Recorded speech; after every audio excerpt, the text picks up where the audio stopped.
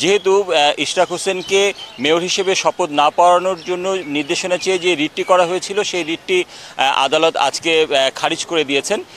একটি গ্রাউন্ডে মূলত আদালত এই রিটটি খারিজ করে দেন। সেটি হলো যে যিনি রিটটি করেছেন সুপ্রিম কোর্টের আইনজীবী মামুনুর রশিদ, তিনি নির্বাচনে কোনো প্রতিদ্বন্দ্বী প্রার্থী ছিলেন না এবং তিনি যেহেতু নির্বাচনে প্রতিদ্বন্দ্বী প্রার্থী ছিলেন না তাই এই রিটটি মেনটেনেবল না বা তার রিট করার এখতিয়ার নাই, এই মর্মেই রিটটি খারিজ করে দেন উচ্চ আদালত। এবং এই রিটটি খারিজ করে দেওয়ার ফলে ইশরাক হোসেনের কিন্তু এখন মেয়র হিসেবে শপথ পড়াতে আর কোনো বাধা নেই, এটা তার আইনজীবীরাও বলেছেন। এবং একই সাথে রিটকারীর আইনজীবী যিনি আছেন তিনি কিন্তু জানিয়েছেন যে উচ্চ আদালতের এই রায়ের বিরুদ্ধে তিনি আপিল করবেন এবং তিনি যদি আপিল করেন এবং আপিল বিভাগের চেম্বার আদালতে মূলত আপিলটি করতে হয়, তারপরে এটা আপিল বিভাগে শুনানির জন্য যায়।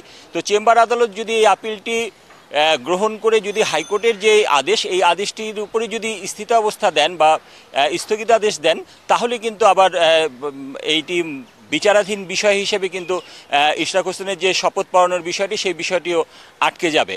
তবে এটি নির্ভর করছে যে চেম্বার আদালত এই হাইকোর্টের যে আদেশ খারিজের যে আদেশ সেই আদেশটিকে স্থগিত করে কি না।